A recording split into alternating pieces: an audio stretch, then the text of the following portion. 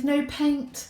You want to get creative? Well, never fear. Here is how to make a simple version of paint for you and your child to enjoy getting creative with.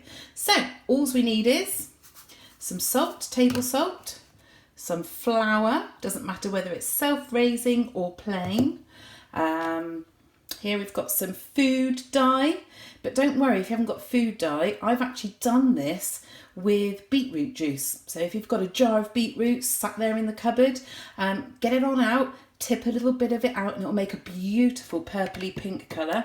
Some warm water, this is just from my kettle which is not long boiled, and an empty pot or container to put your ready-made paint in. I've got my paper ready, I've even got a little lollipop stick so that I can get stirring. So let's have a go. Time to get messy. First of all, I'm just adding some of my flour into the jam jar. Now I'm going to do it little bit by little bit because we wouldn't want it to get too gloopy. I'm also going to add a little bit of my salt in as well and just give that a little bit of a stir. Then I'm going to start to add my warm water, little bit at a time. You want it to get the right consistency. We're going to spread that all around. Sorry, it's a little bit wobbly. Keep on mixing, getting both of those things in combined. As we can see, it's just maybe a little bit too thick at the moment, but that depends on what kind of pictures you want to create. You might want to make cloud paintings, in which case you would probably want this to be a bit thicker. Might take a bit longer to dry, but with this gorgeous weather having at the moment, you could pop it outside.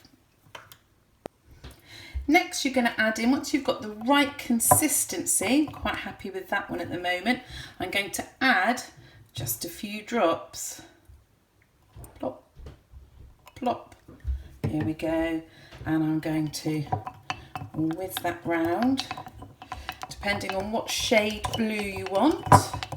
So that's a very wishy-washy sky colour. And then I'm going to mix it in a bit more. Love that colour blue. There we go, really happy with that one. When you've made your paint into the right consistency, you can tip a little bit out, and great for finger paintings. Here we go, oh look at that.